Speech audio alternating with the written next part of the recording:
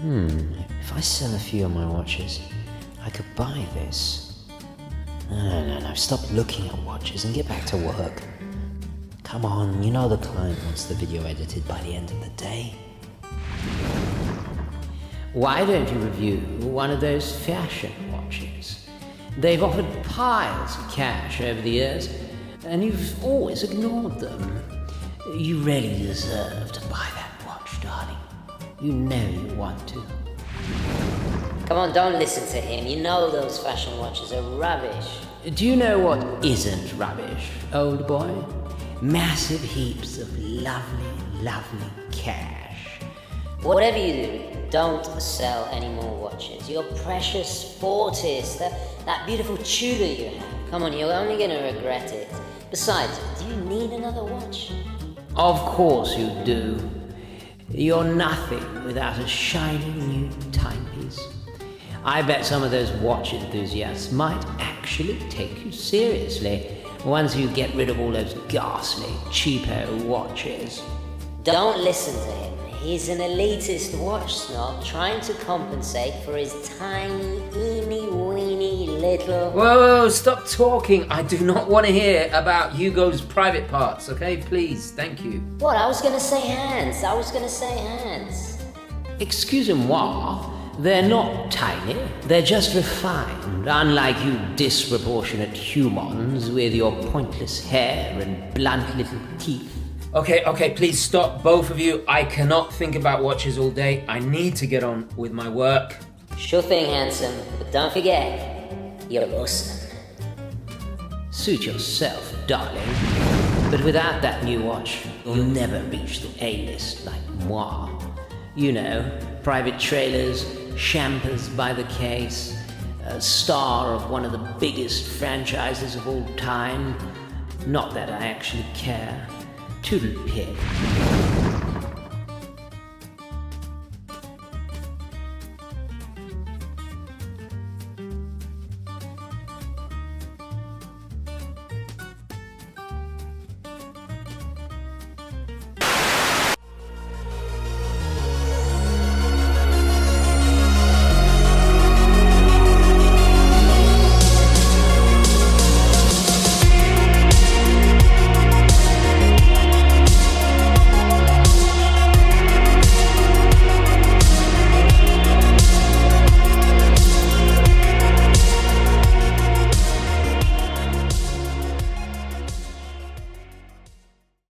Okay, hi guys, and welcome to the 2021 War Room Tour.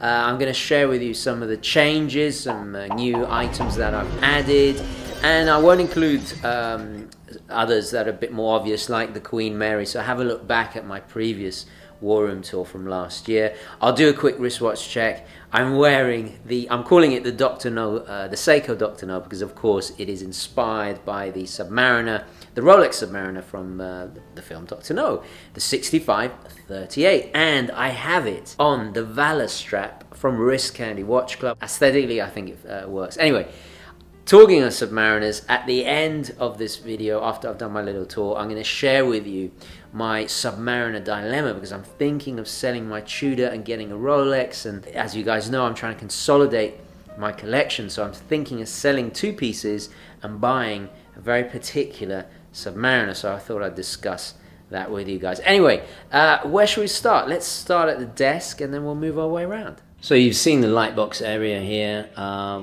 lot of you ask what cameras I use. I don't really know. I'm not a techie type person. I gotta be honest. Oh yeah, this GH5, I think. You know what? I'll leave all my equipment in the Amazon store, description down below. But to be honest, I'm not really interested in videography. It's the editing that I love. Just find it quite tedious. I really like the creativity involved in editing, and predominantly that's what I do in the desk area over here. So I'd say I spend about 3 full days working in here, and then a couple of days for editing, for a review, for example, a watch review. Depends on how much research, how much writing How much editing. So you guys have all seen the Carl Friedrich desk mat. This was in the last War Room tour. And if I move my laptop, this is the laptop I use to do for YouTube. So I have the big boy computer, which is over there, that one there, the desktop. That's what I use for professional stuff on that screen. That's for video editing. So that's my day job, and then this is YouTube. But if I move this out of the way, let me just move that. This is the same vaqueta leather as my wallet. These are all my EDC items, all matching, and I even have the bag down there. Let's just, you see there we go, the Carl Friedrich bag. So yeah, it matches, and you'll see all these scuffs. This actually doubles really, really well as a kind of watchmaker's surface. These are all scuffs from doing little modifications, changing the batteries, changing bezels, all kinds of stuff. Doubles as a kind of like workbench area for my watches. So, because I don't always have my laptop here. And of course the valet tray, which I talked about last time. I'm going to buy another one of these. Again, same vaqueta, high quality leather, handmade. Just useful for putting all your bits and bobs. So, you know, I got like compasses and the little accessories. You know, I interchange when I don't want to put them in my pocket. You've seen these items in several EDC videos. So very, very useful because you don't, you know, you've always got little knickknacks and bits and bobs. Who could say mug, which matches the cushion, which I found on Amazon. Again, I'll put that in a store. There's the Urban Gentry mugs now. Oh, I spot down there, there's some Lego boxes. So if you remember over here, I did a building video for this little Ferrari. I love this thing, really, really cool. It's about 20 bucks. I made a video about it because I do adore Lego. I really adore Lego. So I've got two more sets down here. Let's have a look. I've got a Technics set. This is the National Gallery or Trafalgar Square. So I might do, guys, let me know if you would like to see me build this one. Don't know if you guys are interested in Lego, but I love Lego. This laptop, that's just obsolete.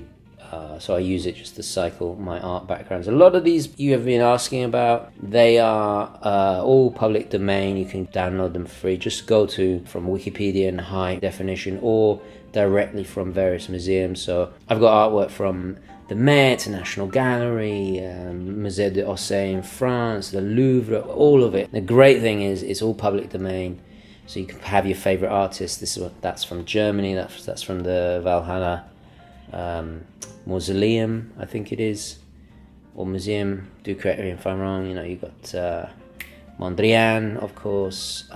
Is that Titian? Damn it, I should know this. And anyway, I love cycling them. Just adds a little bit of culture to the proceedings. Okay guys, so if you recall last War Room tour, I bought this amazing Swatch clock. This is a scaled, massive version of this very, very iconic early Swatch, very collectible.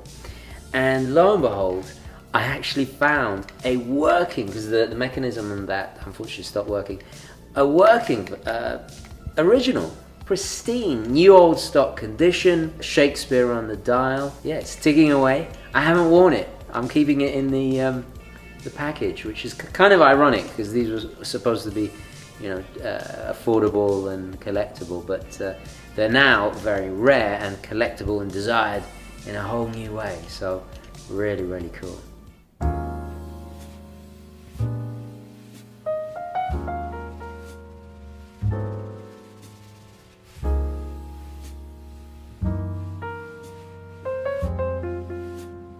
Yeah, you've seen the bookcase, got my Art Deco antiques, some models, a lot of little history books. Still got this is still working. I was looking for a skeleton clock and I found some really expensive ones on eBay, and then I found this for about 25 bucks. And it's a simple quartz, just watch the mechanism, there it goes. And you can see the whole gear train going up and down, so for the hours, minutes and seconds. So I've added these two cards. This one's actually a new one from DC Comics. It's actually from the Batman, very early Batman comics, and then this is a real antique from the 1930s, a kind of roadster I just love those lines. In fact, actually, I do have a book. Where is it? Here we go. There we go. British Art Deco designs. Let's have a quick butcher's. Just, oh, look at that. The shape of that. God, what happened there? Cars were so classy. What happened? So I'd drive that around. I'd drive that. Talking of clocks, if we go back over here, we have, this was very inexpensive. It's got a light as well. Really, really nice little miniaturization of the big clocks that, because Seiko obviously did a lot of Olympic timing. And I had no idea they even made desk or I guess bedside clocks, scale miniatures of their famous clocks.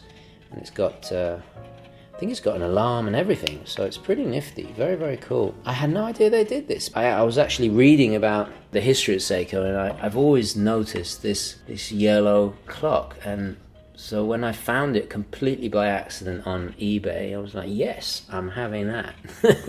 Okay, so this area has seen the most change. If you remember, last year I had my workspaces in a kind of L shape. Now I have it in one continuous space. It's just easier to move around, and also I needed an extra area to put 2 more of these cases in, because my ever-expanding movie collection. I do stream a lot of media, but I also like to collect. It's got to the point where you can actually buy it cheap and physically own the copy. I don't know, maybe I'm old school, but I like to own it and physically have it. You can find so many great bargains, and also a lot of schlock, you know, to use the red letter media term, and that kind of actually inspired me to get more as well, and it will probably keep growing. A lot of new DVDs and Blu-rays here, so I'm not going to go through all of my latest acquisitions, just a few notable favorites. Really enjoyed this Chernobyl miniseries. I think it was HBO. Amazing performances, quite a harrowing story as well, I have to say. Almost completed my John Woo collection. This is The Killer, one of my new favorites, and I'm talking pre-Hollywood. Hard Boiled will forever be my ultimate favorite. For a little bit of schlock, we have Critters. I got this box set for absolutely dirt cheap on eBay. Currently halfway through that. There's a NECA Terminator toy there, if you see there. Got that for Christmas. So as the collection grows, you know, I've got some extra spaces. Got Godzilla down there, got another diecast models. And I should say the diecast models, as you can see, are nicely spread out there. A lot of horror films. Itchy the Killer, High Tension. This is French. Itchy the Killer is, of course, Mikey Takashi. That old Seiko clock, unfortunately, it stopped working. I've got to get it fixed. If you remember, it's the World Time. Loved that clock. You see more John Woo down here. More John Woo. Yes. Probably my favorite film, I'd have to say, is either this, The Conformist, or The Passenger by Antonioni. This is Bertolucci. I think tied with The Conformist ran. It's probably, I would say, I don't have a favorite, but they all kind of, The Passenger ran, Conformist. This is, of course, Kurosawa. They all take my number 1 spot. You'll probably notice this in several videos, the spinning globe. Many of you pointed out it's actually spinning the wrong way. Unfortunately, I don't know how to correct it. It's cheap as chips. It's just cheap and cheerful. I just thought it was really cool. Actually, I got the inspiration for that in a video by Luis Sal, probably one of the best YouTubers in Italy. I really enjoy his channel. Cazzo, solo ora ho trovato un sito molto più bello. And of course, the lava lamp was inspired by George Rocco Schmidt. Okay, so you've probably noticed this moving pattern that's projected onto the ceiling. It's more evident at night, obviously, but that's from this. And this is the skylight, and I'll put it in the Amazon store. I really like this. It's got several different settings, different kind of patterns that you can set, and it just projects wherever you point it at, and there it goes. So just really calming. I like watching it. So you've probably noticed in several of the videos, the sofa, which used to be over there, is now opposite the TV. Well, basically so I can watch my movies. Last time I got the Nintendo, the SNES. I'm very much into my retro gaming. Since then I've picked up the Sega Genesis. I love this because it's got Streets of Rage and Sonic, franchises that were on the Sega and not the SNES. I actually grew up on the Mega Drive, so for me it's just been fantastic, an absolute blast. Oh yes, we just watched this. This was absolutely fantastic. We are eagerly awaiting the last, I think it's going to be the last series of Gamora. So, La Mortal with Chiro, how are you? Was, yeah, fantastic. Okay, in terms of the diecast models, they're pretty much all the same. I haven't bought any new except for the Stuka there, but technically that's a replacement because when I moved from New York, I accidentally dropped the old Stuka, so I got this one, and I just love the snake paint color scheme with the more desert style camouflage. I forget who makes this, but I'll intercut a shot of the listing on Amazon or whatever. Actually, I think I got this on eBay, but I was really impressed with the quality of this. In fact, you can remove the cover there of the engine, which is really nifty. Probably, I still think the best is Corgi in terms of quality. My Mitsubishi Zero there. Catalina, of course, that was inspiration for a watch I co-designed.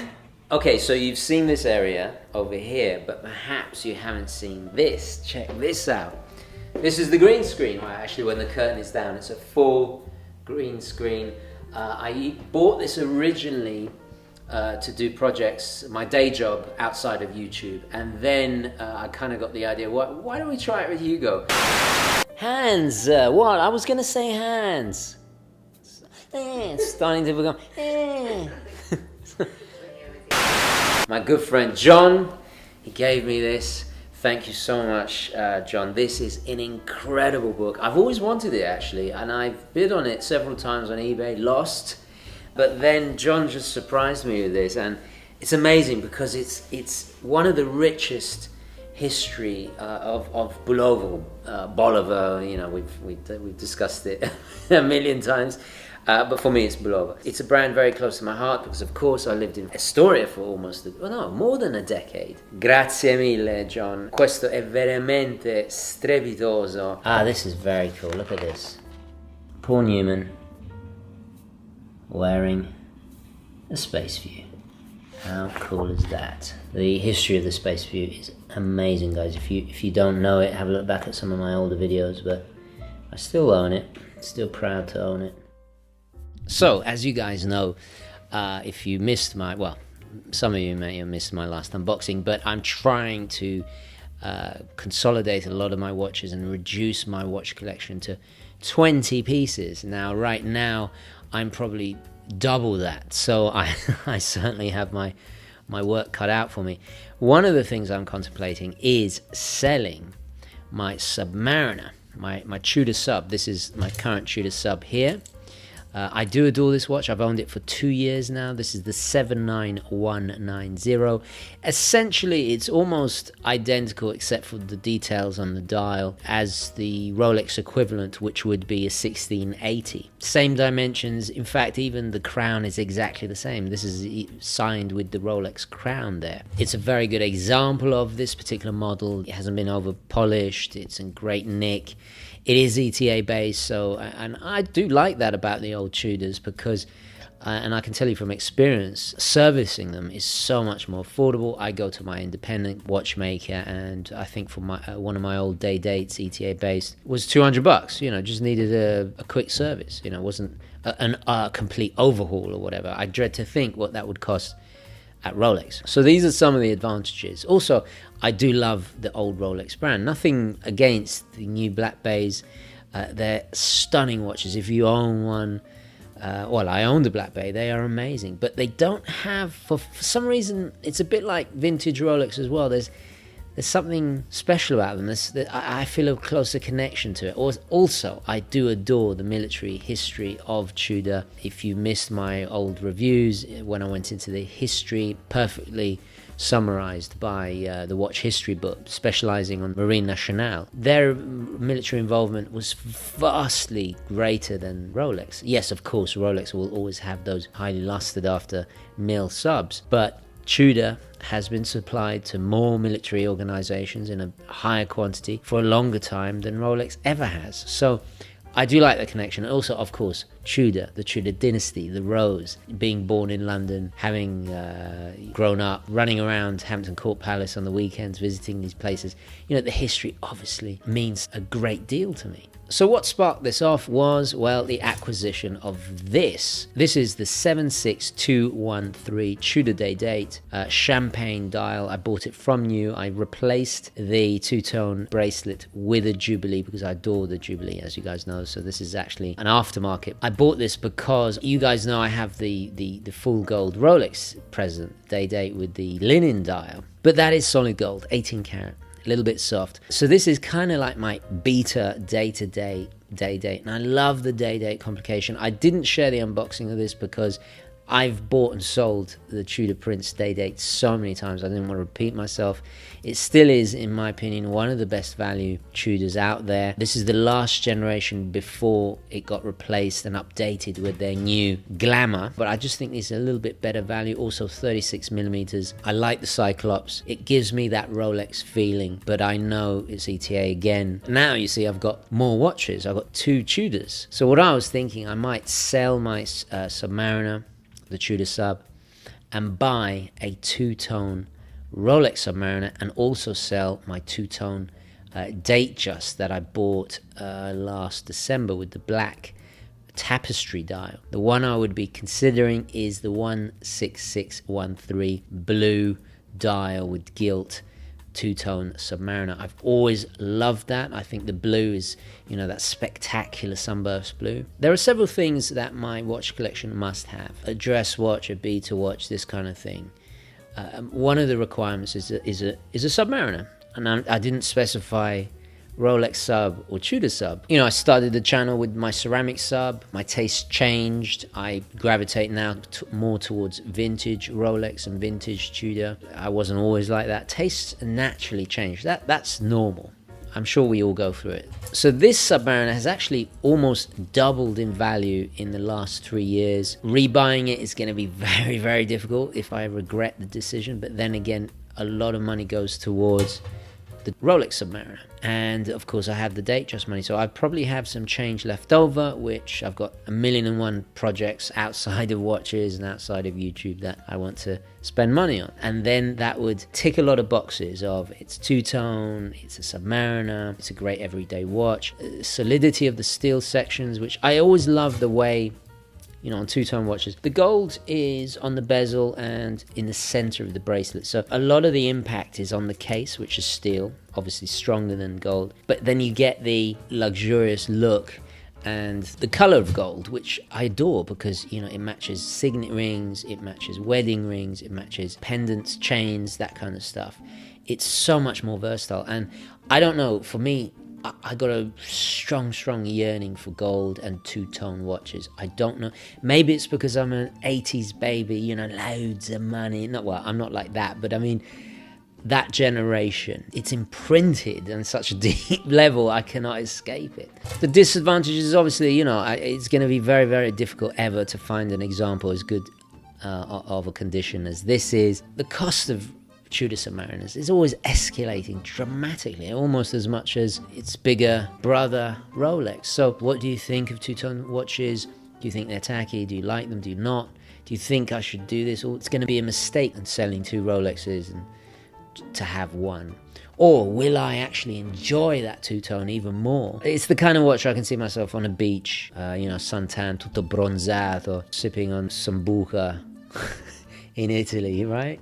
I know I will never be, you know, a 3, 4, 5, 8 collection guy. I love watches too much. There's too many watches I have a connection with. I know I could not be that guy, but 20, under 20, maybe even a dozen one day. What is the ideal size collection? Please please share that as well. Anyway, guys, I'm going to leave it there.